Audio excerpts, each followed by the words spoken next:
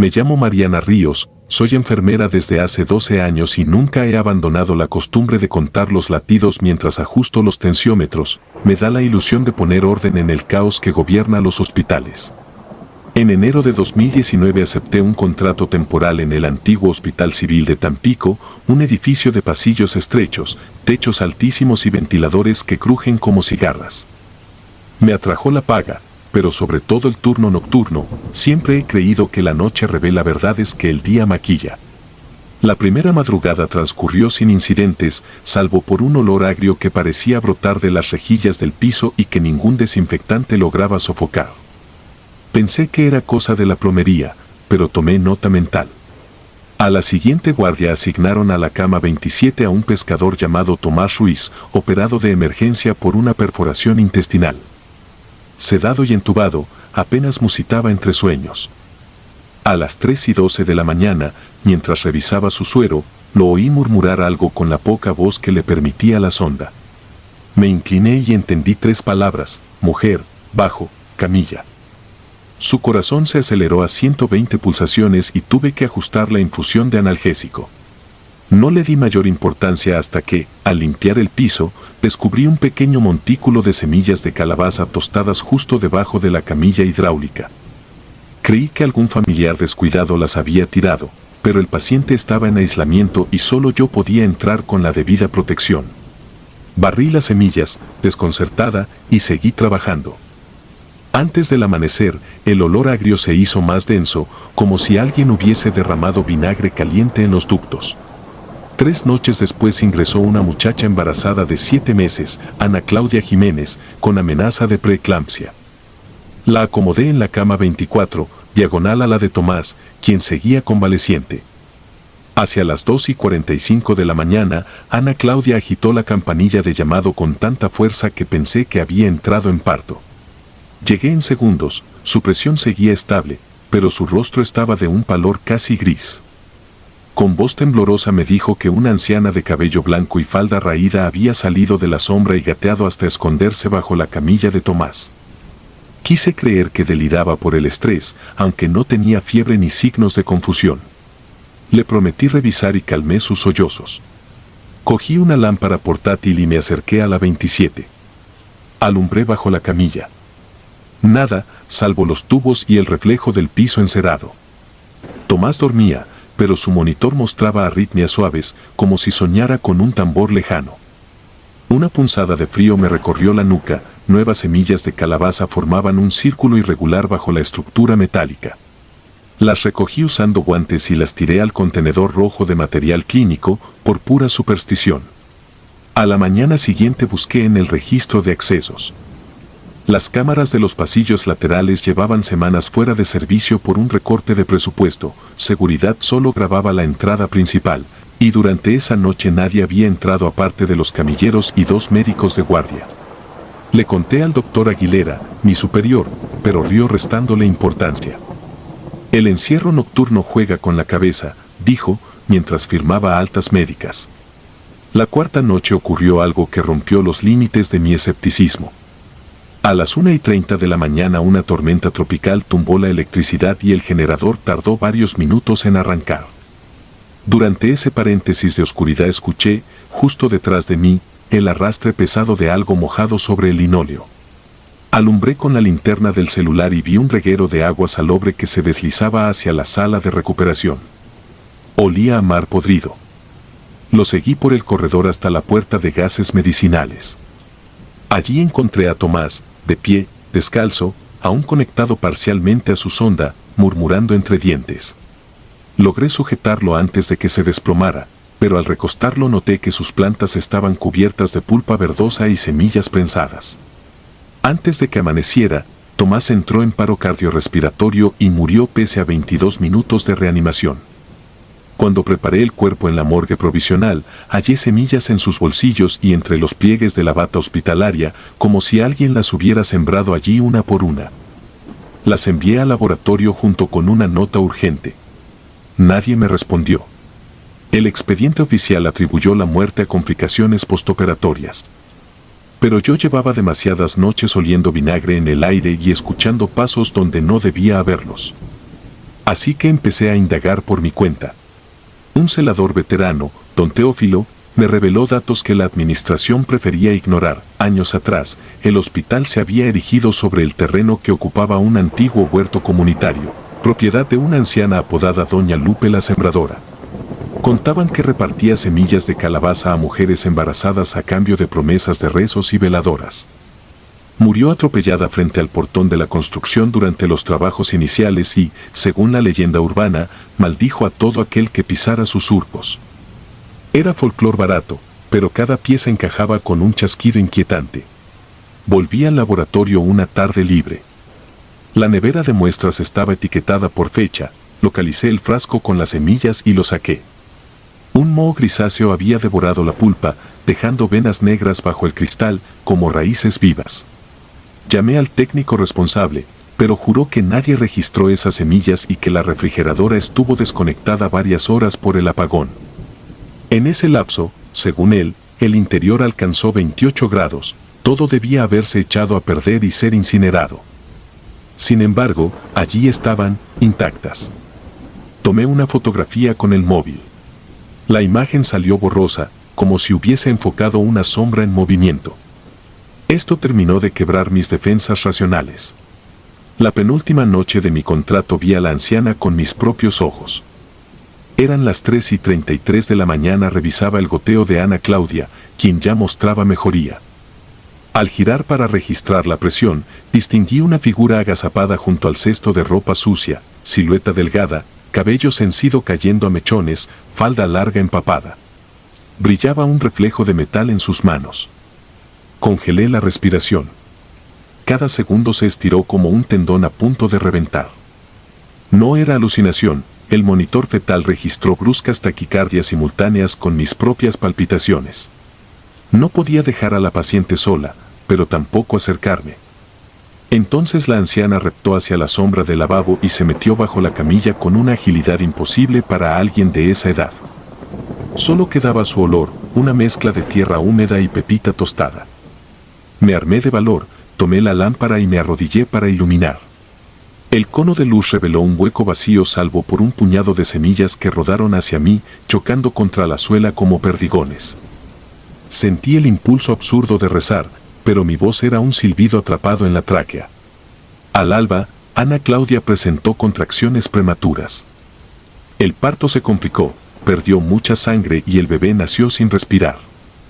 Los pediatras lo reanimaron tras 4 eternos minutos, pero la madre entró en shock hemorrágico. Durante la cirugía de rescate, descubrimos fragmentos de cáscara de calabaza adheridos al interior del útero, como si alguien las hubiera colocado allí con pinzas invisibles. Ningún instrumento nuestro mostraba contaminación. La paciente sobrevivió, aunque su recuperación fue lenta y plagada de infecciones inexplicables. Esa tarde elaboré mi renuncia. Entregué uniformes, fotocopias de bitácoras y la memoria USB con todas las fotos, incluidos los informes de laboratorio que nadie quiso firmar. Al salir del edificio, el cielo estaba color plomo y la brisa traía un silbido que olía a humedad de jardín. Vi los viejos arriates de concreto junto al estacionamiento, tierra compacta entre grietas, salpicada de brotes verdes. Me arrodillé instintivamente, las hojas eran de calabaza, aterciopeladas, recién asomadas pese al piso de cemento. Me levanté temblando. Esa misma noche empaqué y abandoné Tampico. Durante semanas, cada vez que abría la maleta encontré semillas de calabaza mezcladas con los calcetines. Las tiré, las quemé y seguían apareciendo. El olor a vinagre persiste en mi ropa aunque la lave, no sé si es real o un recuerdo impregnado. Hoy escribo este testimonio porque me despierto sobresaltada en la madrugada, segura de sentir una mano huesuda palpando el colchón desde abajo. No es miedo lo que me consume, sino la certeza de que la sembradora no se quedó en aquel hospital, viaja donde yo vaya, sembrando a su antojo. Si alguien encuentra este relato y reconoce el olor agrio bajo su cama, huya mientras pueda. Algunos fantasmas no se contentan con asustar, desean germinar en la carne, echar raíz donde la resistencia es más frágil. Yo, por mi parte, cuento los latidos para fingir que aún controlo algo, incluso cuando sé que solo soy tierra fértil para una cosecha que ya empezó.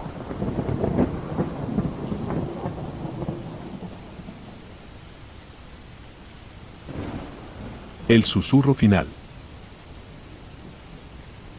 Al comienzo de 2017 acepté un turno nocturno permanente en el Hospital General de San Mateo del Monte, un pueblo serrano donde la neblina se cuela por las ventanas como si quisiera revisar los expedientes. Nadie peleaba por aquellas guardias, pasillos húmedos, generador inestable, sensores cardíacos que pitaban sin causa y, peor aún, el ala de cuidados paliativos quedaba aislada tras una puerta de metal que a menudo se trababa. Yo las tomé para escapar de los recuerdos. Prefería el zumbido de los fluorescentes al silencio de mi departamento, vacío desde que mi hermana Clara se quitó la vida 2 años antes. Al tercer mes ingresó don Ramón Leiva, 89 años, insuficiencia multiorgánica. A pesar de sus huesos frágiles, exudaba una energía inquietante. Pidió que apagáramos la televisión del cubículo, el ruido ahuyenta lo que debe llegar, murmuró cuando apenas lo acomodaban. Sus signos vitales caían cada turno, saturación de oxígeno a 78%, presión 80/45. Sin embargo, mantenía los ojos abiertos como si contara grietas en el techo. Cada madrugada yo revisaba su suero, escribía cifras en la hoja de enfermería y sentía que él, sin mover la cabeza, seguía mis pasos. La noche del 14 de junio la tormenta reventó los fusibles. Emergencia despachó 2 linternas para el ala y quedé sola en un pasillo dibujado por conos de luz temblorosa. A las 3:07 de la mañana una alarma seca me llevó al cubículo 7, saturación en 54%. Intenté ajustar la cánula nasal, pero don Ramón me aferró la muñeca con una fuerza imposible para alguien en agonía. Sus labios casi negros se despegaron y exhaló mi apodo de infancia, Mare, que solo mi hermana usaba. El pulso me retumbó en los oídos, el hombre jamás pudo saber aquello. Acercó su boca a la mía, su aliento olía a óxido, y dijo, sin titubear, la carta está donde cae la tarde, junto al trino de los gorriones. No la dejes pudrir. Sentí un hielo recorrerme la espalda. Quise preguntar qué significaba, pero la sonda faríngea silbó y su torso se arqueó. Llamé al médico residente, certificó la muerte a las 3:11 de la mañana. Mientras anotaba la hora, reparé en las sábanas, sobre el pliegue de la almohada, escrito con sangre fresca, había un nombre, Clara. No hallamos lesiones ni goteo de acceso venoso. La palabra simplemente estaba ahí, húmeda y legible. Solicité permiso para salir al amanecer. Conduje 2 horas hasta la casa de mis padres, en Cuitzeo, donde nadie vivía desde la tragedia. Recordé la pista del moribundo, donde cae la tarde, junto al trino de los gorriones. Clara y yo solíamos sentarnos en la terraza occidental, la única esquina que recibía sol de las 5. Al cruzar el umbral, el olor a yeso mojado me golpeó. El reloj del corredor se había detenido a las 3:11. Me guié con la linterna hasta la terraza. El silencio pesaba tanto que escuchaba mis latidos. Sobre la pared oeste se dibujaba una mancha cuadrada más pálida que el resto, como el contorno de un cuadro retirado. Golpeé el yeso, sonó hueco. Arranqué la primera capa con las uñas hasta exponer un ladrillo flojo. Dentro, envuelto en plástico, dormía un sobre azul, sellado con cinta transparente amarillenta. Mis dedos temblaban. Adentro hallé 2 objetos, una libreta bancaria a nombre de Clara, con depósitos recientes aún activos, y una hoja doblada 4 veces. Reconocí de inmediato su caligrafía puntillosa. El mensaje era breve: Mare, si estás leyendo esto es porque logré llegar a ti. Y usa estos ahorros para cubrir lo que me costó marcharme. Y perdóname, sobre todo, perdóname. Lo intenté. Sé. La tinta estaba fresca, como si la hubiera firmado esa madrugada.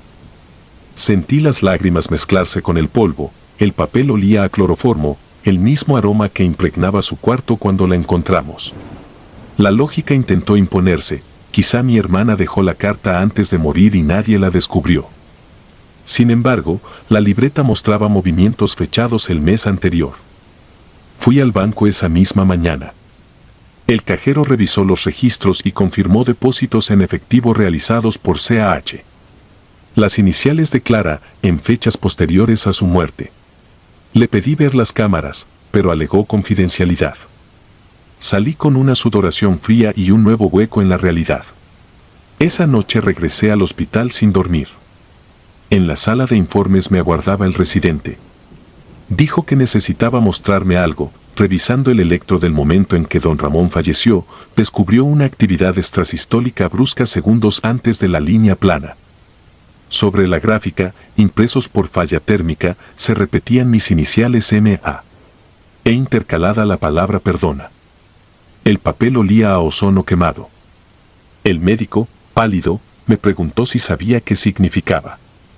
Guardé silencio. Comencé a deteriorarme, migrañas, insomnio, terrores hipnagógicos en los que veía a mi hermana sentada sobre el pecho de don Ramón, susurrándole coordenadas. El director me otorgó licencia por estrés, pero renuncié. No podía alejarme del lugar que, de algún modo, se había convertido en un correo entre dos mundos. Pasaba las noches en el pasillo, grabadora en mano, esperando capturar otra voz. Registré gemidos y pasos, pero nunca nada tan nítido. Aún así, cada cinta empezaba marcando las 3:07 y terminaba a las 3:11, sin importar la hora real. Un mes después, al cerrar expediente, encontré en el locker un sobre idéntico al anterior, esta vez a mi nombre completo. Dentro, un certificado notariado. Clara había transferido la totalidad del dinero a mi cuenta para saldar el crédito hipotecario que me asfixiaba desde su muerte. El notario autenticó la firma la tarde previa al ingreso de don Ramón. Esa tarde, descubrí, las cámaras del banco mostraron a una anciana decrépita haciendo la gestión. Hablé con el guardia, la mujer cojeaba y llevaba un suéter verde olivo, exactamente la vestimenta de doña Emérita, otra paciente que murió la noche anterior en el hospital. La conexión era imposible de ignorar, los moribundos eran vehículos, telégrafos de carne. Decidí poner a prueba la teoría. En la unidad de terapia intensiva atendíamos a un joven atropellado con Glasgow de 3, pronóstico, horas de vida. Me acerqué cuando el monitor empezó a aullar. Acerqué mis labios a su oído y susurré, Clara, si estás ahí, dame una señal que solo tú puedas conocer. El joven abrió los ojos planos, como vaciados, y emitió un sonido gutural, lunares, 3. Sentí las rodillas colapsar, en la base de mi cuello tengo 3 lunares que se alinean como la constelación de Orión, un rasgo que mi hermana solía trazar con un plumón cuando éramos niñas. A las 3:11 de la mañana su corazón se detuvo. La cicatriz de los electrodos dejó en su pecho una marca que, vista de cerca, dibujaba esa misma constelación. Quemé las grabaciones y renuncié definitivamente. No deseaba convertirme en adicta a mensajes del más allá. Usé el dinero de la libreta para liquidar la hipoteca y la parte restante la doné al albergue de pacientes. Sin embargo, cuando firmé la transferencia, el recibo imprimió una hora imposible, 3:11 de la mañana, aunque eran las 4 de la tarde. El cajero insistió en que la impresora estaba desajustada. No discutí, ya no importaba.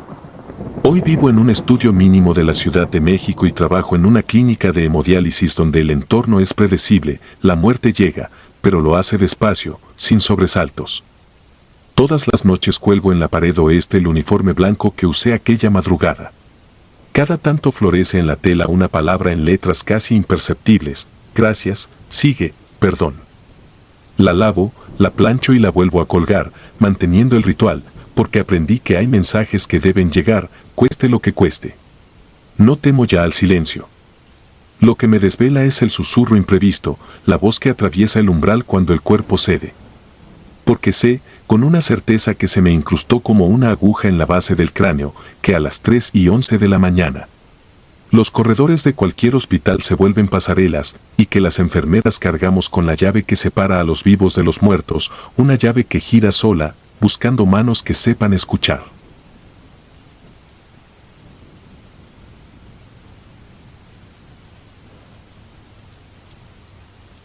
Las sombras. Me llamo Lucía Hernández y fui enfermera de guardia nocturna en el Hospital Civil de San Bartolo, Oaxaca. Firmé mi renuncia hace 3 años, pero cada madrugada, cuando la casa cruje y el refrigerador vuelve a encender, siento que aquel pasillo, el pasillo 5B, con su luz amarillenta y sus puertas metálicas, sigue detrás de mi espalda. No escribo estas líneas para desahogarme, las escribo porque temo que lo que vi allí no me pertenece solo a mí y quizá alguien, al leerlo, alcance a protegerse. El hospital es el más antiguo del estado, muros de cantera, techos altísimos y una ala cerrada desde el terremoto del 99.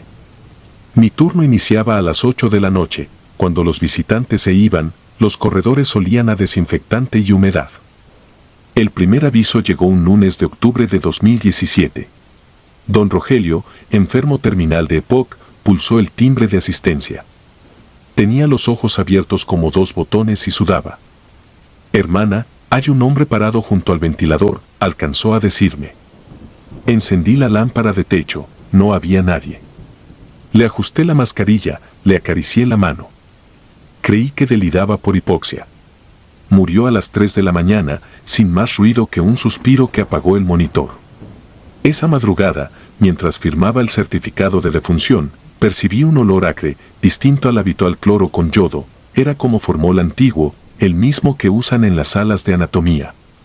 No le di importancia hasta que regresé a la habitación ya vacía y hallé la silla de visitas colocada exactamente donde Rogelio decía haber visto al desconocido. 3 noches después, Irma, una muchacha con leucemia, hizo sonar el timbre. Su hemoglobina había caído y temblaba de frío. «No quiero dormir, señorita Lucía. Si cierro los ojos, vuelve a sentarse a mis pies». «Es un doctor flaco con el uniforme muy verde», susurró. Otra vez el cuarto vacío, otra vez aquel olor químico. Le di un ansiolítico y me quedé leyendo su historial hasta que se durmió. A las 4, mientras actualizaba expedientes en la central de enfermería, la alarma de su saturación chilló. Corrí, Irma estaba inconsciente. En el monitor quedó grabada una silueta oscura cruzando la pantalla durante un segundo, justo antes del paro cardíaco. La cámara, de baja resolución, no sirvió como prueba. El guardia dijo que era un píxel muerto. Irma falleció antes del amanecer. Ya no pude ignorar el patrón, pacientes agonizantes que afirmaban recibir la visita de un hombre silencioso y, horas después, exhalaban su última bocanada. Había pasado con 3 personas más antes de que yo empezara a atar cabos, pero nadie escucha a una enfermera exhausta que habla de fantasmas. Decidí investigar. Revisé los registros de defunciones nocturnas del último año. La mayoría ocurrieron entre la 1 y las 4 de la mañana, casi siempre en camas asignadas a la zona 5B. Fui a los archivos del sótano, un sitio donde los folders sudan polvo. Encontré fotografías de médicos de décadas pasadas para un homenaje que nunca se concretó. Uno me heló la sangre, el doctor Ignacio Morales, residente de anestesiología, muerto en 1983 por sobredosis accidental de tiopental, según la nota. Llevaba uniforme quirúrgico verde, muy pálido, y su cuerpo delgado parecía demasiado recto. El retrato coincidía con la descripción de Irma. Imprimí la ficha, la guardé en el bolsillo y subí al ala cerrada. Sellos de riesgo estructural colgaban rotos de las puertas. Dentro, camillas oxidadas y lámparas sin foco se alineaban como ataúdes abiertos. El aire estaba helado, cargado del mismo formol rancio. A mitad del pasillo, la carpeta del techo aún lucía chamuscada por el incendio que provocó el terremoto. Sobre las baldosas descubrí huellas recentísimas, suelas húmedas, dibujadas en polvo. Me paralicé, pues las pisadas acababan de aparecer, las últimas gotas seguían brillando. Entonces lo vi. A contraluz, enmarcado por la puerta rota del antiguo quirófano, se levantaba la silueta de cuello alargado, uniforme verde colgándole como un sudario. No caminaba, resbalaba. No tenía rostro, solo un plano gris sin rasgos, salvo 2 hendiduras donde debería haber ojos. Sentí que los pulmones se me comprimían y retrocedí sin poder articular un grito. Él no avanzó, solo ladeó la cabeza, imitando la curiosidad de un perro que olfatea. Corrí. Atravesé las escaleras, choqué con la pared del vestíbulo y me golpeé la ceja. Pero el ruido de su paso deslizante me siguió hasta la puerta de salida. Al llegar a la estación de enfermeras, nadie creyó mi explicación. Las cámaras de seguridad del ala clausurada, por supuesto, estaban fuera de servicio. Durante semanas, cada vez que un paciente decía sentir al doctor Verde, yo sabía lo que se avecinaba. Ya no podía dormir de día, y en la noche mi sudor olía igual que la morgue. El 18 de noviembre supe que había llegado al límite. Cuidaba a doña Carmen, una señora con cirrosis. Me pidió agua a la medianoche. Cuando regresé con el vasito, la hallé erguida contra el cabecero, mirando un rincón vacío. ¿Lo ve usted también?, preguntó. Me negué a mirar. Revisé sus signos, todo estable. Pero aquella esquina emanaba un frío tan intenso que el vaho me salía de la boca. Comencé a balbucear una oración aprendida de niña, sin darme cuenta. Doña Carmen sonrió con tristeza. Gracias por acompañarme, susurró. Murió antes de terminar mi tercera Ave María. El cuerpo de enfermería entró en pánico, las muertes aumentaban y los rumores cundieron. Se habló de cerrar el turno nocturno, pero el hospital no podía darse ese lujo. 2 colegas pidieron traslado. Yo, en cambio, sentí una ira irracional. Si esa cosa se alimentaba de agonía, yo les cerraría la puerta. Llené un termo con alcohol etílico, bajé al sótano y rocié los archivadores. El olor me mareó. Con un mechero prendí una carpeta, el fuego se propagó con rapidez inesperada. Las alarmas sonaron, los extintores tronaron y el supervisor me encontró llorando entre humo y papeles carbonizados. Me suspendieron 15 días sin goce de sueldo. El ala 5B siguió abierta. Volví el 6 de diciembre, deshecha pero obstinada. Esa noche, el hospital se quedó sin luz por un apagón en la colonia. Solo funcionaban las plantas de emergencia. Las sombras parecían líquidas. A las 2 de la mañana, mientras revisaba goteros con mi lámpara de cabeza, la violeta de emergencia parpadeó y escuché pasos suaves, como tela arrastrándose. El foco falló y el corredor quedó negro. Supe que estaba allí. Giré en redondo, sentí un aliento helado en la nuca y un crujido de huesos. Un peso me tiró contra el piso.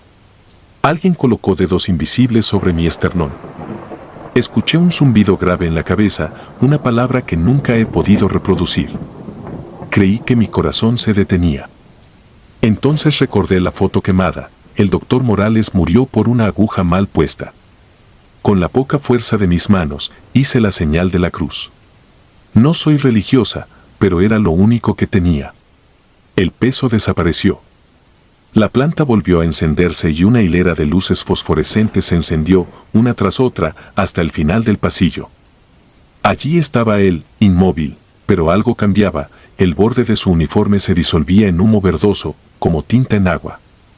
Levantó el brazo huesudo y apuntó hacia mí, hacia mi pecho. Por primera vez le vi la cara, no había piel ni ojos, solo músculo gris envuelto en gasas.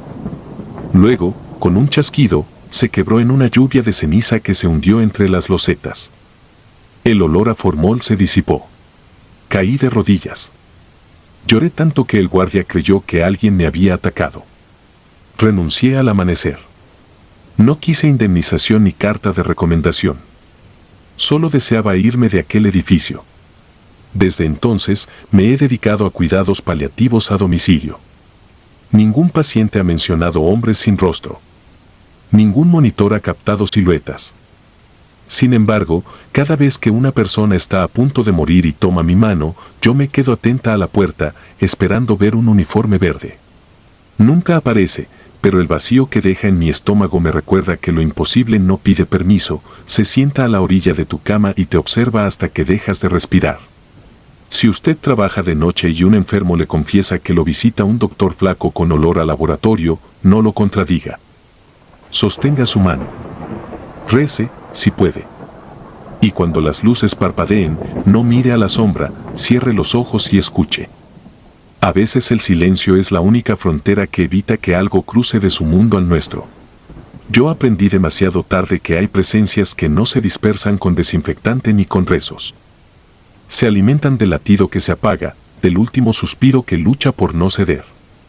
Se alimentan, sobre todo, del miedo que dejamos sembrado en los pasillos cuando huimos. Ese miedo sigue allí, caminando cada noche por el 5B. Si algún día visitas San Bartolo y escuchas sirenas apagadas al fondo de un edificio viejo, no se acerque. En los intersticios de ese lugar, el doctor Morales aún busca pacientemente la silla perfecta para sentarse junto a quien sepa que está a punto de morir. Tal vez, mientras lee esto, él ya está detrás de usted, mirando por encima de su hombro. Y si lo está, yo ya no puedo ayudarle.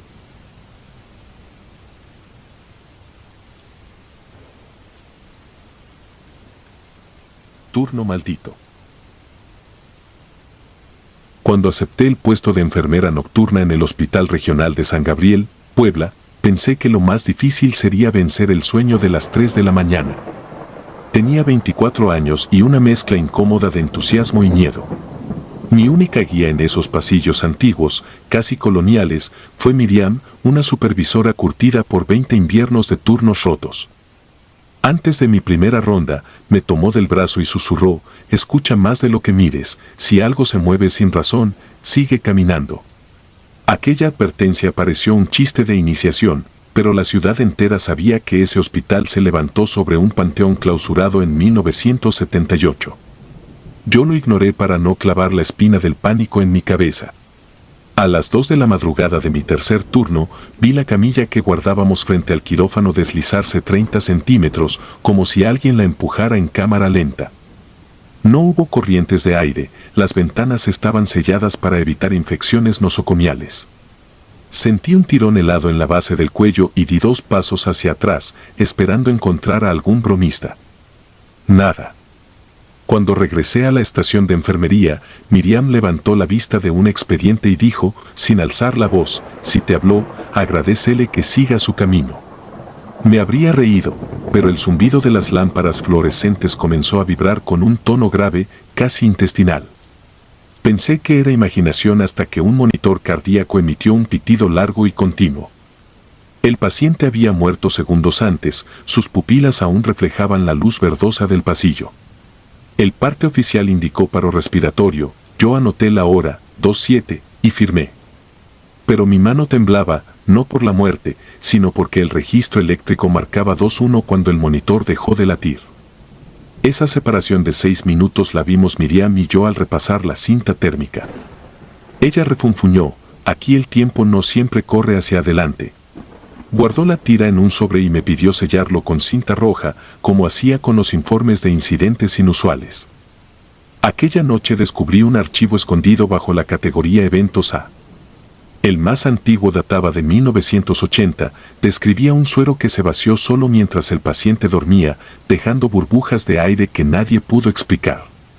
Cada entrada terminaba con la firma temblorosa de un enfermero distinto. Nunca se repetía un nombre. Pasaron meses de golpecitos en puertas vacías y luces que estallaban sin previo aviso. Una madrugada lluviosa de mayo de 2015 llevábamos café a traumatología cuando el ascensor se detuvo entre pisos. La lámpara interna comenzó a apagarse en intervalos. Mientras la caja crujía, los números del panel contaron 3451000 hasta que se apagaron por completo. Sentí como el aire se enfriaba al punto de ver mi aliento. Miriam cerró los ojos y murmuró algo parecido a una oración, pero sin santos ni deidades, sonaba más a un acuerdo con algo antiguo.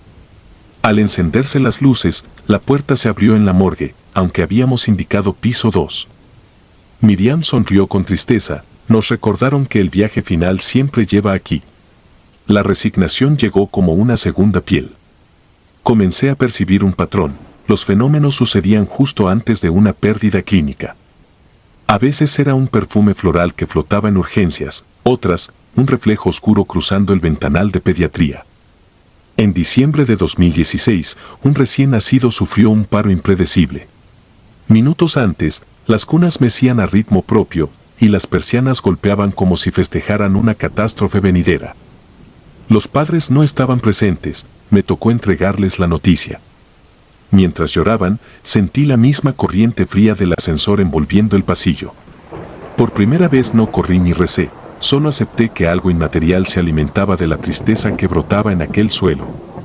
Y comprendí que para sobrevivir debía mirar, anotar y callar. No todo era ruido y luces. 2 veces advertí presencias mucho más directas. La primera, al regresar del comedor a las 4:15. Vi a un anciano con bata azul cruzar a la sala de rayos X. Llevaba una vía sujeta al antebrazo, el catéter sin tubo. Le seguí corriendo porque en ese momento no había pacientes masculinos ambulantes. Atravesé la puerta automática y encontré la mesa de metal vacía. Al girar, la misma puerta estaba cerrada y la pantalla de plomo bloqueaba la salida. Sentí que algo me observaba desde la oscuridad, la piel de la espalda se contrajo en escalofríos punzantes.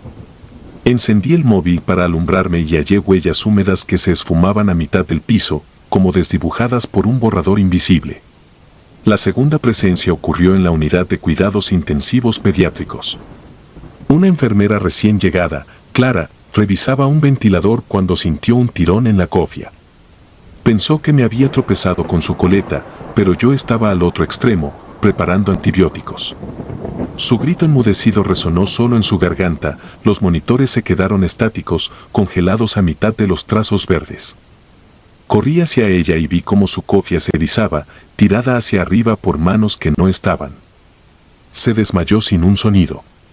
Mientras la reanimaba con amoníaco, las máquinas reiniciaron, mostrando un error de sistema que nunca pudimos reproducir ante los técnicos.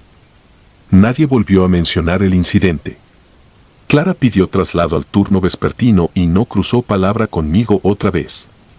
Cuando cumplí 3 años, en 2017, llegó Jimena, una pasante de 19 años. Veía el hospital como un reto académico, ignorando los rumores. Durante su primer turno nocturno, la asigné a observación posquirúrgica. A las 2:33 me llamó por radio, las balanzas están oscilando sin nadie encima. Fui de inmediato.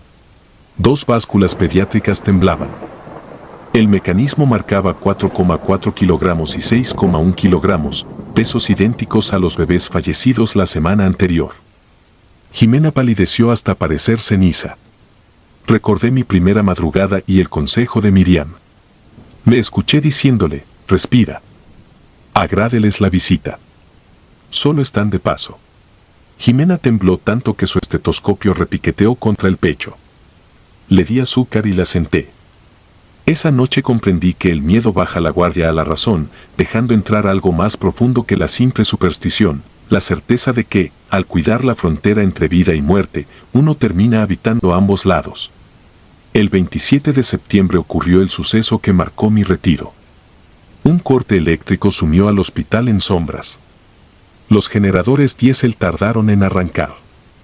Subimos con linternas a neonatología, porque la mayoría de las cunas dependían de incubadoras. Al llegar, las linternas parpadeaban como veladoras. Las incubadoras permanecían encendidas, pese a la falta de corriente. Dentro, los recién nacidos dormían serenos. Entonces vi siluetas negras adheridas al plástico, formas alargadas como dedos apoyados por dentro. Cuando acerqué la mano, el contorno se esfumó dejando un vaho frío. Un bebé abrió los ojos y se quedó mirando un punto detrás de mí. No me atreví a girar.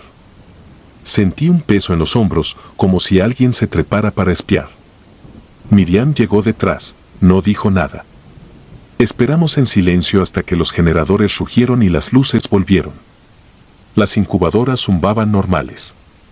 Ni rastro de sombras. Pedimos las grabaciones de seguridad, pero ese segmento apareció corrompido. En su lugar, habían 11 segundos de estática con 2 frames en negativo, la sala llena de figuras negras, alargadas, posadas sobre cada incubadora como aves de rapiña. Entregué una copia al director, él me devolvió un sobresellado con mi nombre y un permiso de descanso médico. Jamás volví al turno nocturno.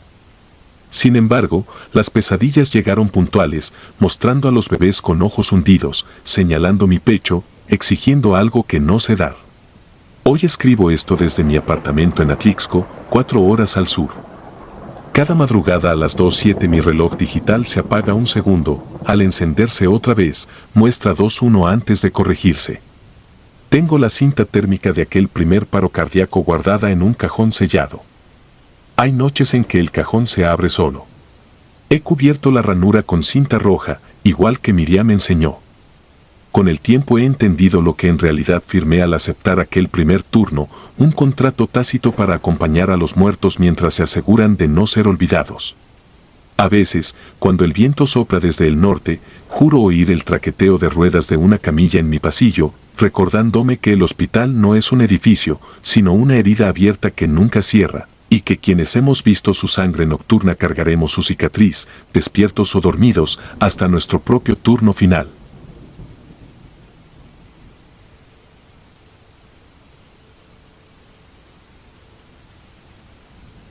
El grito del ala oscura.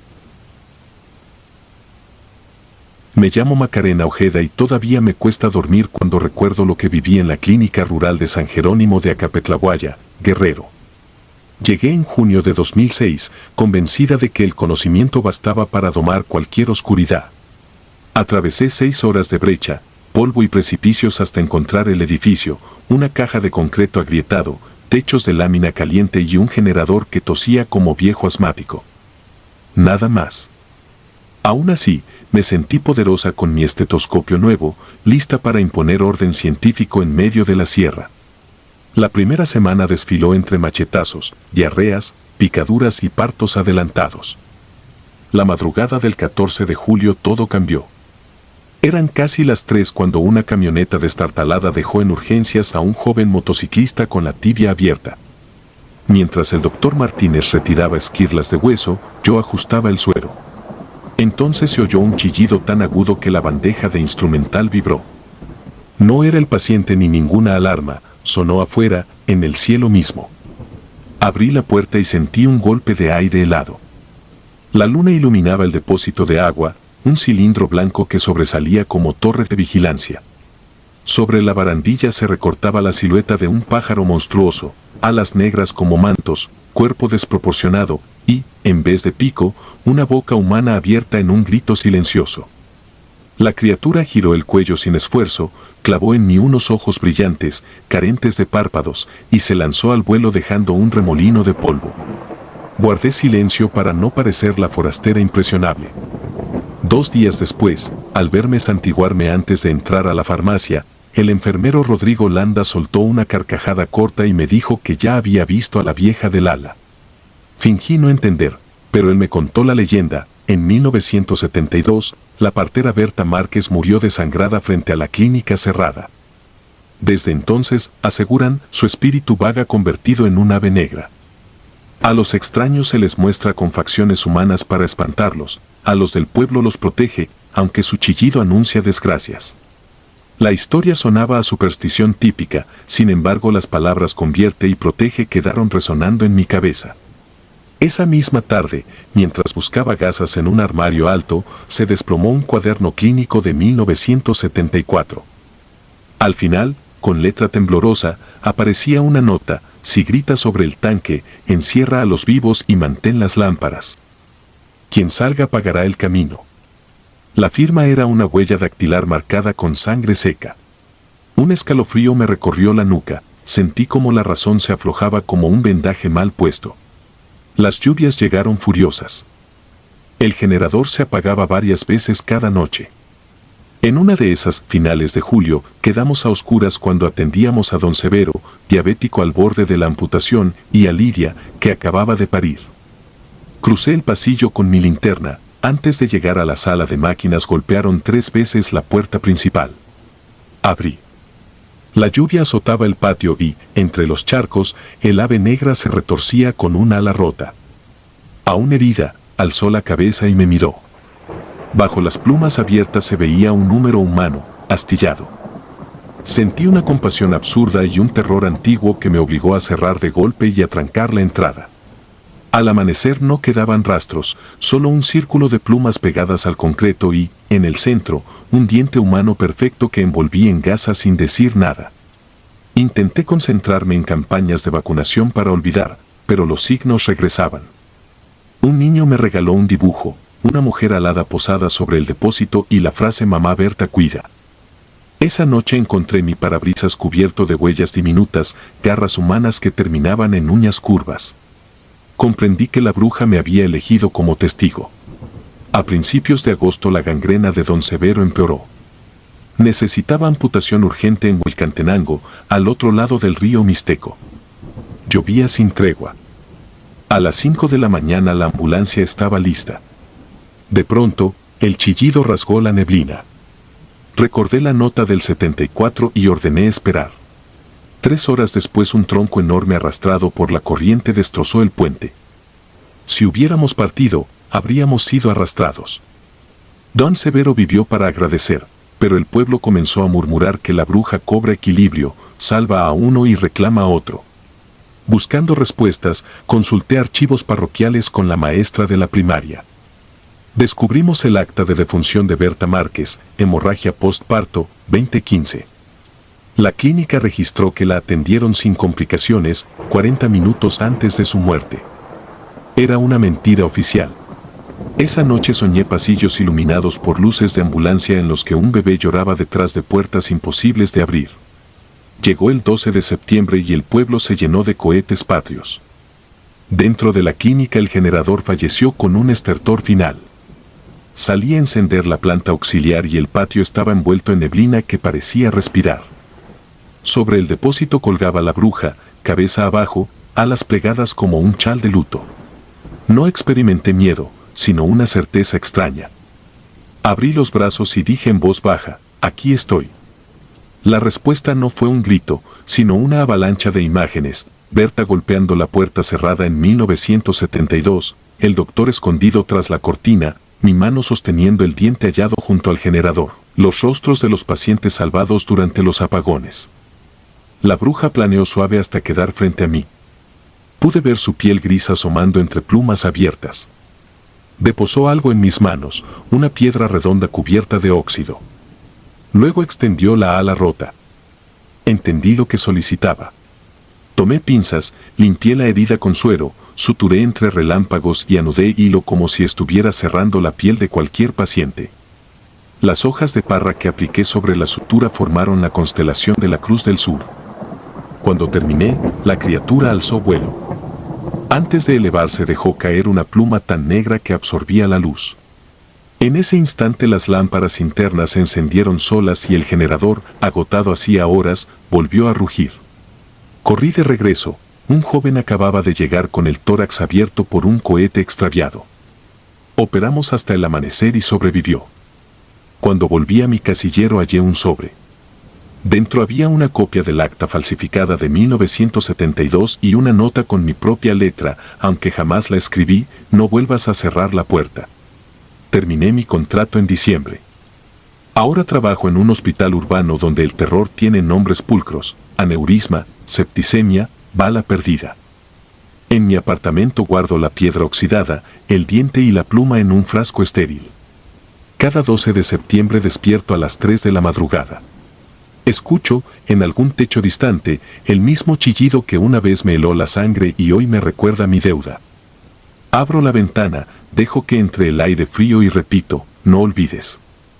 A veces imagino a otra enfermera forastera, en otra clínica perdida, a punto de decidir si mantiene la puerta cerrada mientras la noche se vuelve sustancia. Entonces acaricio la pluma, huelo la tierra húmeda que aún conserva y entiendo que sanar implica estar disponible incluso para quienes cargan alas rotas y gritos humanos.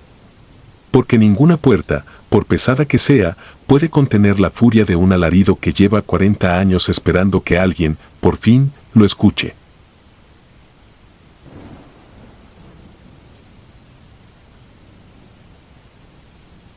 La Guardia Eterna. Mi nombre es Andrea Martínez. Siempre había pensado que mi trabajo como enfermera me exponía a las facetas más crudas y reales de la vida. Había sido testigo del dolor, la alegría, la muerte y, ocasionalmente, de la recuperación milagrosa de aquellos que parecían estar destinados a morir. Pero jamás imaginé que algo podría sacudirme al punto de cuestionar mi cordura. Todo comenzó cuando me asignaron a la unidad de cuidados intensivos del Hospital General de Santa Lucía, en Madrid. Era un trabajo rutinario, nada fuera de lo común. Había trabajado en UCI antes y estaba acostumbrada a lidiar con la tensión constante de la vida y la muerte. Sin embargo, algo era diferente esta vez.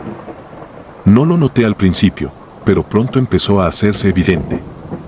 Mi paciente, un hombre llamado Javier Pérez, había estado en coma durante semanas.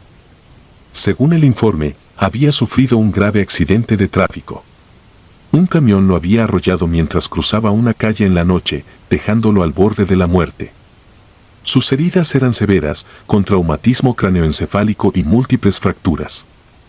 Los médicos no eran optimistas respecto a su recuperación.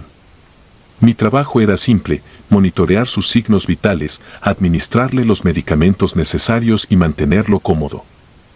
El primer par de noches transcurrió sin incidentes.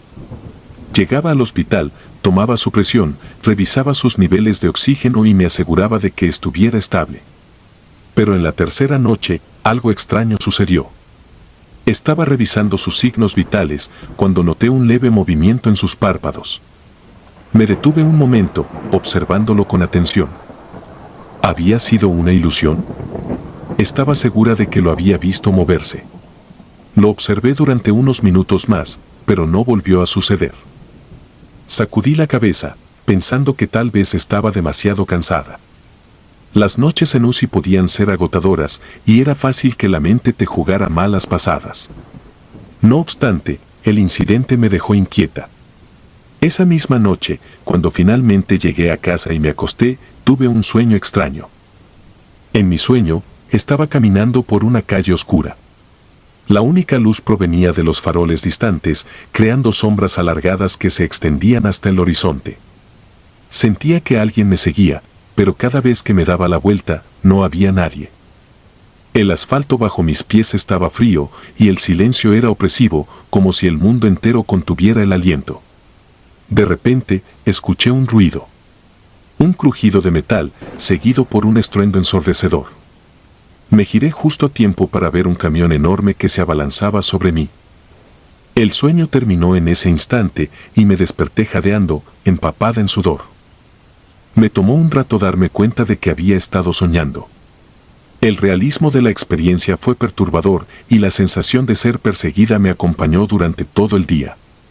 Intenté sacudirme el malestar, convenciéndome de que solo había sido un mal sueño, probablemente provocado por la historia del accidente de Javier. Sin embargo, no pude evitar sentir que había algo más profundo y más oscuro que no lograba comprender. La siguiente noche, fui al hospital con una sensación de aprehensión que no podía explicar. Al entrar en la UCI, todo parecía normal. Los monitores emitían sus pitidos rítmicos, las luces fluorescentes brillaban con la frialdad habitual y Javier yacía inmóvil en su cama, conectado a un sinfín de máquinas. Me acerqué a él, dispuesta a realizar los controles de rutina, cuando noté algo extraño. Su respiración era más irregular, como si estuviera luchando por mantenerse en calma. Me acerqué más para revisar sus signos y entonces sucedió de nuevo, sus párpados se movieron. Pero esta vez, no fue solo un espasmo. Sus ojos se abrieron por completo. Salté hacia atrás, mi corazón martillando en el pecho. Lo observé, esperando que dijera algo, que hiciera cualquier cosa. Pero no lo hizo. Sus ojos estaban abiertos, pero no había vida en ellos. Era como si me estuviera mirando, pero al mismo tiempo, no. Tras unos segundos que parecieron eternos, sus párpados cayeron de nuevo, dejándolo en su estado comatoso. Corrí hacia la estación de enfermeras y revisé su historial. No había habido ningún cambio en su condición, ningún signo de mejoría. Esto no tenía sentido. Decidí no decir nada. ¿Quién me creería? Podrían pensar que me estaba volviendo loca. Tal vez, eso era exactamente lo que estaba sucediendo. Esa noche, al llegar a casa, el sueño me eludió. Cuando finalmente me quedé dormida, el sueño volvió, pero esta vez fue diferente. Ya no estaba sola en la calle. Podía ver a Javier caminando unos pasos por delante de mí, tambaleándose como si estuviera herido. Lo llamé, pero no me respondió. Solo seguía caminando, alejándose de mí. El pánico creció en mi pecho. Necesitaba alcanzarlo, pero cada vez que intentaba correr, mis piernas se volvían pesadas como el plomo, impidiéndome avanzar. Finalmente, Javier se detuvo y justo cuando iba a girarse hacia mí, me desperté de golpe, con el sonido de mis propios gritos resonando en la oscuridad de mi habitación. A partir de ese momento, cada noche fue peor. Javier mostraba signos de actividad más evidentes. No solo sus ojos se abrían de vez en cuando, sino que su cuerpo también empezaba a moverse. Sus dedos se contraían, su respiración se volvía agitada y en ocasiones su boca se entreabría como si intentara hablar. Cada vez que sucedía, sentía un frío intenso que me recorría la espina dorsal. Era como si estuviera siendo testigo de algo que no debía ver. Los sueños también se volvieron más vívidos. Ya no solo caminaba detrás de Javier en una calle oscura. Ahora podía ver fragmentos de su vida antes del accidente. Lo veía sentado en un coche, riendo con amigos, o caminando por un parque con su novia. Pero siempre, al final del sueño, el accidente ocurría de nuevo. El camión aparecía de la nada, embistiéndolo con una fuerza brutal, y yo sentía su dolor, su miedo, como si fuera el mío. El último sueño fue el peor de todos. Estaba en el coche con Javier, sintiendo la calidez del volante bajo mis manos, escuchando el sonido de la radio. Sabía lo que iba a pasar, pero no podía hacer nada para evitarlo. Las luces del camión aparecieron en la distancia, y en un instante, todo se volvió un caos de metal retorcido y cristales rotos. Sentí cada impacto, cada hueso rompiéndose, cada respiración agonizante.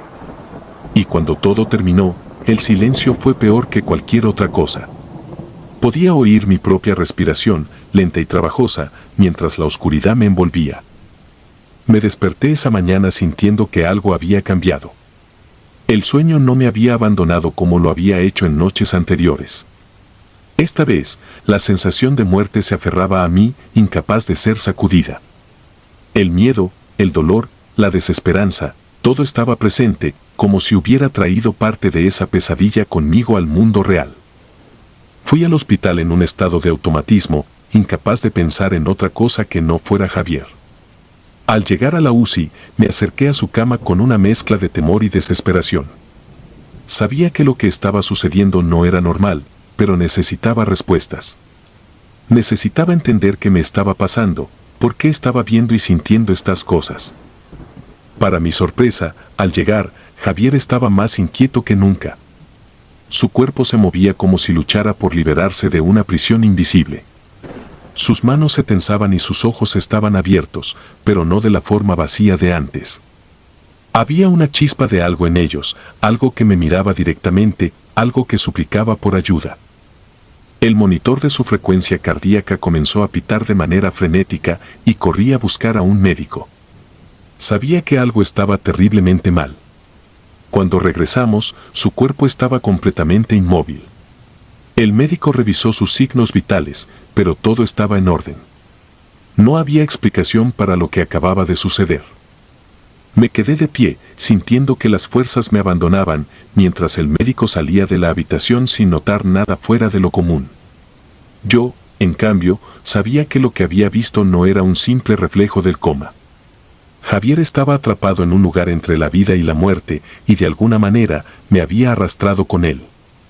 Esa noche, decidí que no podía seguir así. Me sentía como si estuviera perdiendo el control de mi mente, como si estuviera a punto de caer en un abismo del que no había retorno. Así que, al terminar mi turno, fui a la capilla del hospital. No soy una persona particularmente religiosa, pero necesitaba encontrar algún tipo de paz, algo que me devolviera a la realidad. Me senté en el banco, rodeada de un silencio casi absoluto, y cerré los ojos. Recé, o intenté hacerlo. Pedí fuerza, claridad y sobre todo, una salida a esta pesadilla. Cuando abrí los ojos, sentí un peso en mi pecho, pero no era el tipo de alivio que esperaba. Era como si algo, o alguien, estuviera allí conmigo. Regresé a la UCI, sabiendo que tenía que enfrentar lo que fuera que estaba ocurriendo. Al entrar en la habitación de Javier, el aire se sentía denso, pesado. Lo miré por un largo rato, esperando algún movimiento, algún signo de que estuviera consciente de mi presencia. Nada sucedió, y una parte de mí comenzó a relajarse, pensando que tal vez todo había terminado. Pero entonces, el monitor de Javier comenzó a emitir un pitido agudo. Su frecuencia cardíaca se disparó, y sus ojos se abrieron de golpe, mirándome fijamente. Sentí que mi propio corazón se detenía cuando su mano se alzó ligeramente del colchón, como si intentara alcanzarme. El frío se apoderó de la habitación y en ese instante, lo supe, Javier no estaba solo. Algo más estaba allí, algo que lo mantenía atrapado entre la vida y la muerte y que ahora me tenía en su mira. De repente, el monitor dejó de pitar. Javier se desplomó en la cama, su mano cayendo inerte a su lado. El silencio que siguió fue ensordecedor. Todo había terminado tan rápido como había comenzado. Sin embargo, la sensación de opresión no me abandonaba. Me acerqué lentamente a la cama y lo miré, esperando ver algún signo de vida, pero solo encontré el rostro tranquilo de un hombre en coma. Esa fue la última vez que trabajé en la UCI. No podía seguir enfrentando lo que allí sucedía, no cuando la línea entre la vida y la muerte se había vuelto tan borrosa para mí. No sé qué era lo que Javier vio en esos últimos momentos, y tal vez nunca lo sabré. Pero una cosa es segura, algo más allá de la comprensión humana sucedió en esa habitación, algo que desafía toda lógica y razón. Desde entonces, los sueños han cesado, pero el recuerdo de esos días me persigue. A veces, en la oscuridad de la noche, siento la misma opresión, el mismo frío que me recorrió en aquella habitación. Y aunque intento convencerme de que fue solo mi mente jugándome una mala pasada, una parte de mí sabe que no es así.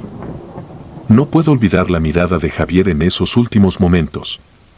No era solo la de un hombre atrapado en un cuerpo inmóvil. Era la mirada de alguien que había visto algo más allá, algo que lo aterrorizó hasta lo más profundo de su ser y que ahora me acecha, esperando el momento adecuado para reclamarme también.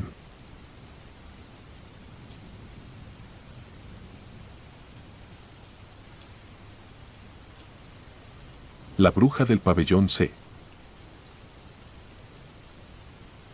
Tenía 23 años cuando hice mi servicio social de enfermería en el Hospital Regional de Zona 32 del IMSS en Mazatlán, Sinaloa. Año 2011. Turnos rotados, pero casi siempre me dejaban las noches porque los chavos aguantan más sin dormir.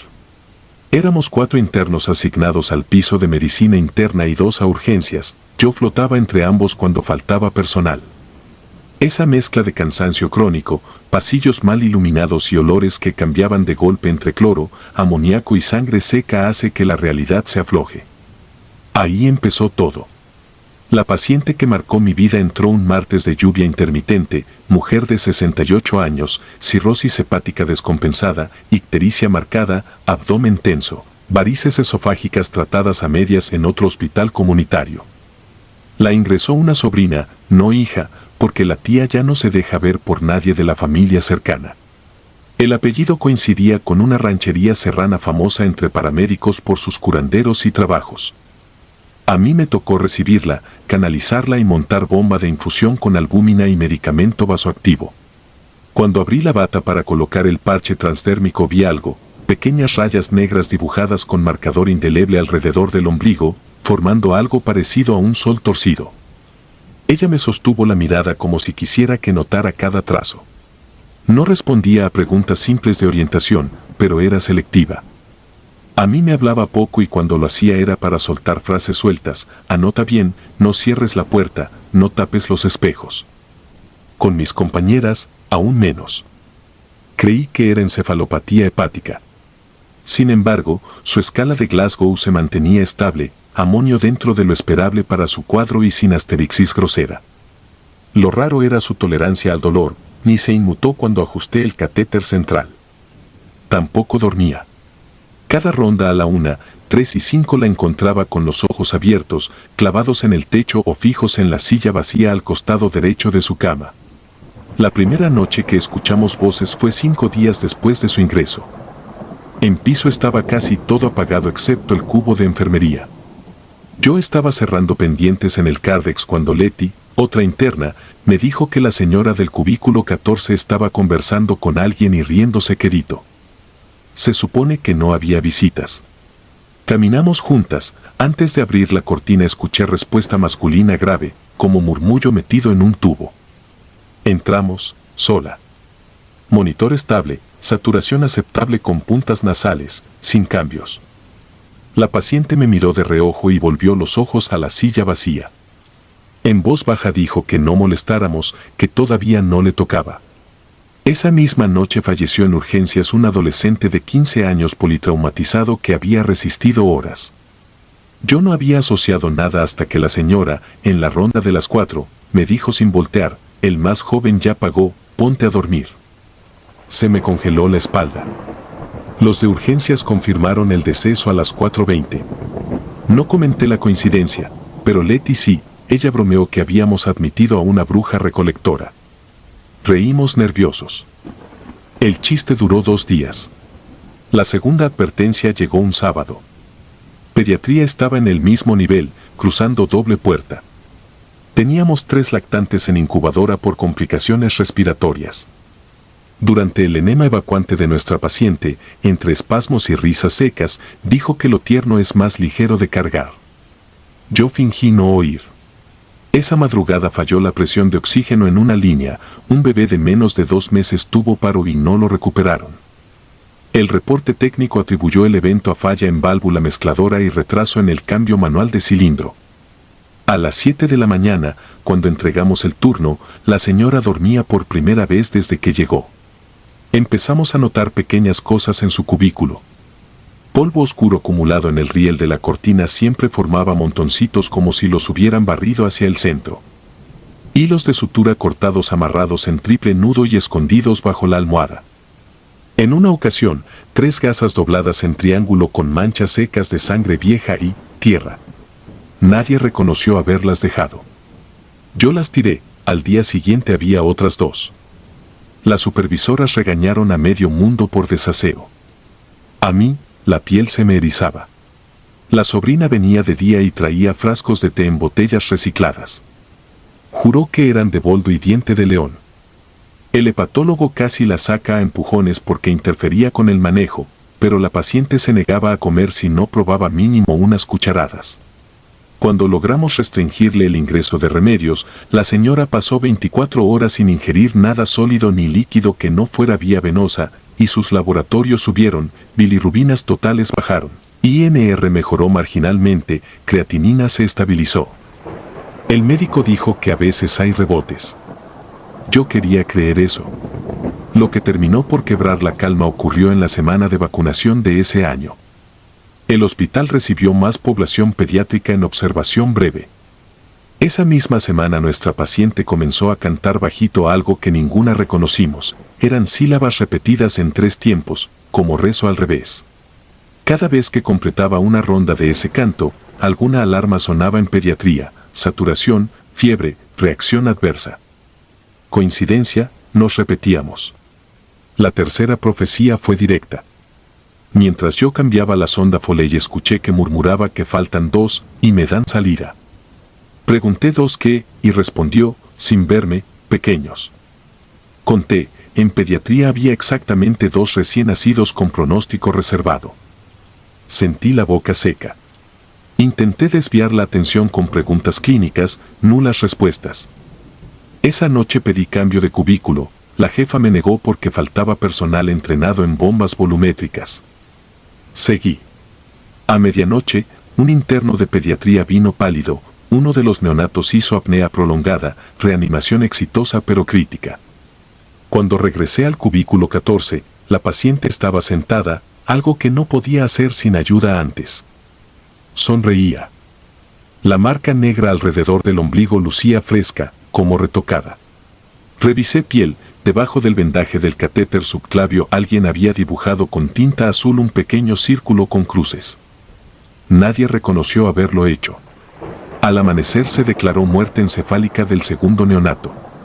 2 horas después, órdenes de alta diferida para nuestra paciente, traslado a piso de cuidados intermedios fuera del área crítica porque estaba mejorando sorprendentemente. El hepatólogo, que llevaba semanas pidiendo voluntades anticipadas, ahora celebraba respuesta inusual. Ella pidió firmar salida voluntaria al día siguiente para volver a su rancho. Se la llevaron un lunes a las 11:30, de pie, apoyada en su sobrina, con una bolsa de medicamentos que dudo haya tomado. Creí que con su salida terminarían los sustos. Pasaron 3 días de relativa calma.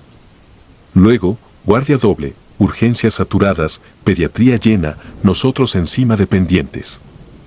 Poco antes de las 3 de la mañana encontré en la estación de enfermería un paquetito envuelto en cinta micropore. Dentro había 3 uñas gruesas, largas, amarillentas, claramente humanas, con restos de esmalte rojizo despostillado y mugre en el borde. En la cinta alguien había escrito con plumón, para que no olvide cerrar las puertas. Las uñas se parecían a las de ella. Nadie admitió haber dejado el paquete. Lo reportamos a trabajo social, dijeron que quizá un familiar bromeó. El sobre se perdió antes de que alguien de administración lo revisara. Después comenzaron los sueños. No fui la única. Leti soñaba con una silla vacía que giraba sola frente a la cama 14. Nora, la enfermera de base, despertó varias veces sintiendo que alguien le jalaba la sábana sobre los pies, igual que hacen algunos pacientes cuando necesitan ayuda. A mí se me repetía la imagen de la paciente señalando cuneros a distancia, como escogiendo fruta. Lo comentamos en voz baja, nunca en reportes oficiales porque nadie quiere etiquetarse de supersticioso en un hospital de gobierno. Un mes más tarde, de visita en un curso de actualización en Culiacán, coincidí con una enfermera que había rotado por una clínica rural cerca del pueblo de nuestra expaciente. Me contó, sin saber mi historia, que allá vivía una señora famosa por curar hígado con promesas. La gente llevaba prendas de niños enfermos para que ella hiciera cambio, ofrendando veladoras en forma de cunas. Supe que hablaban de la misma mujer cuando mencionó las uñas larguísimas y teñidas de tabaco. Dijo que la habían visto muy recuperada ese verano. No renuncié, pero cambié mi rumbo. Terminé servicio, concluí licenciatura y me moví a cuidados paliativos domiciliarios donde la muerte llega, sí, pero no se negocia con terceros. A veces, cuando escucho risas bajitas en pasillos vacíos o monitores que se disparan sin causa aparente, recuerdo a la paciente del cubículo 14 y el paquete de uñas. Me enseñó que en los hospitales no todo lo que se va por alta médica deja de rondar los pasillos. Algunos se llevan algo. Otros recogen. Casi 10 años después, al revisar mis cuadernos viejos, encontré una nota en la que había escrito una madrugada cualquiera, con letra corrida: no olvides cerrar las puertas. No tapes los espejos. Cuenta a los niños. No recuerdo haberlo anotado. Desde entonces, cada guardia nocturna que visito, aunque sea por supervisión o capacitación, hago un recorrido silencioso por pediatría y miro las cunas una por una. No por protocolo, sino por superstición. Si algún día escucho a alguien reír dentro de un cubículo vacío, sabré que regresó a cobrar otra promesa.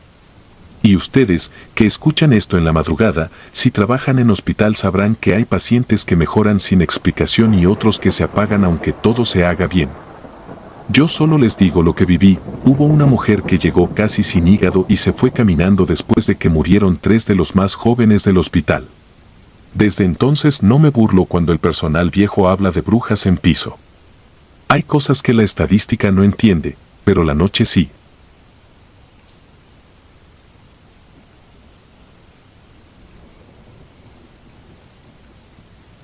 Las voces del pabellón psiquiátrico. Me llamo Clara Ramírez y llevo casi 7 años trabajando como enfermera en el pabellón psiquiátrico de la Clínica San Miguel, un lugar que, a lo largo del tiempo, ha ganado cierta reputación por tratar a pacientes con las condiciones mentales más graves y difíciles de manejar.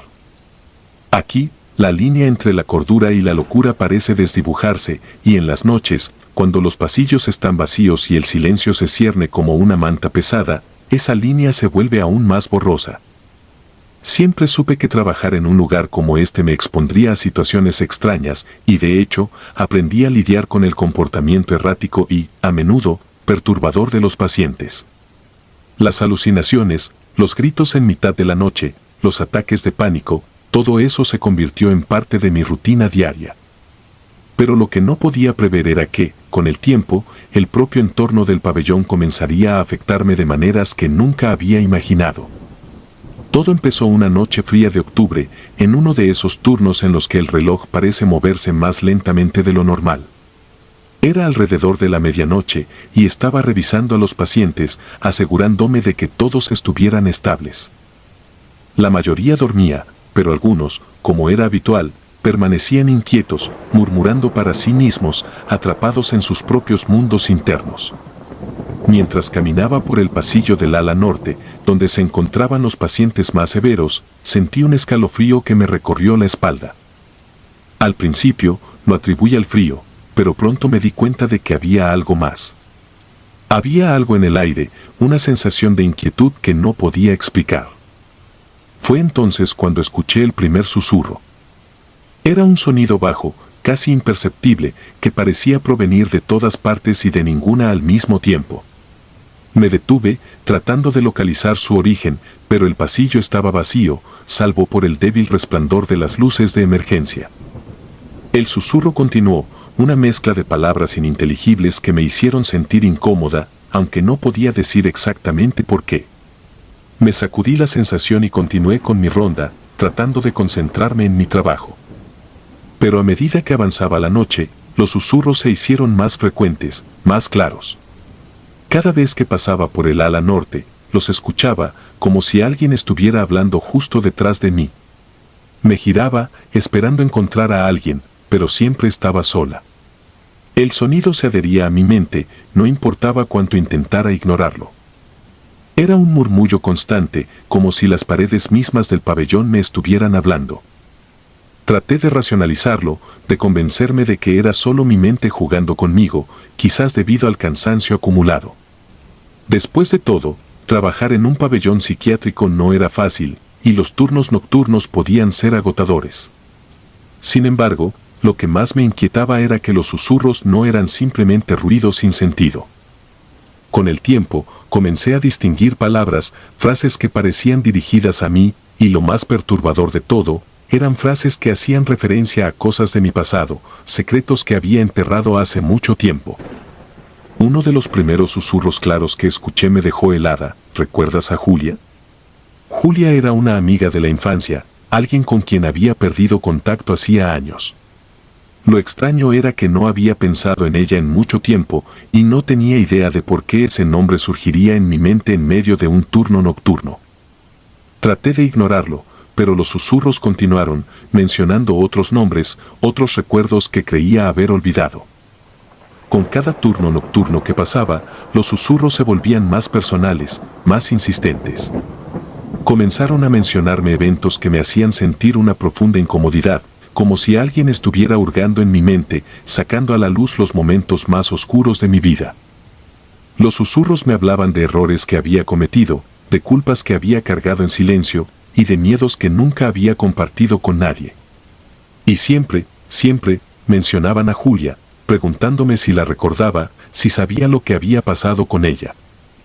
Conforme los días se convirtieron en semanas, empecé a notar un patrón. Los susurros eran más intensos cuando me acercaba a ciertos pacientes, especialmente aquellos en el ala norte. Uno de ellos, un hombre llamado Andrés, diagnosticado con esquizofrenia paranoide, solía mirarme con una expresión de comprensión cada vez que entraba en su habitación. Era como si supiera lo que estaba escuchando, como si él también pudiera oír los susurros que me atormentaban. Había algo en Andrés que me perturbaba profundamente. Sus ojos, siempre alerta, me seguían mientras trabajaba en su habitación, y su silencio era más inquietante que cualquier grito o delirio que hubiera presenciado en otros pacientes. Comenzó a ocurrir cada vez que me acercaba a él, los susurros se volvían más intensos, más claros. Era como si su presencia amplificara las voces, como si él fuera el epicentro de todo lo que estaba sucediendo. Un día, mientras revisaba sus signos vitales, los susurros se volvieron tan fuertes que casi me sentí mareada. Esta vez, no eran solo susurros, eran voces claras, hablándome en un tono que era a la vez familiar y aterrador. Me decían que todo lo que estaba sucediendo era mi culpa, que yo había despertado algo en ese lugar, algo que había estado dormido durante años.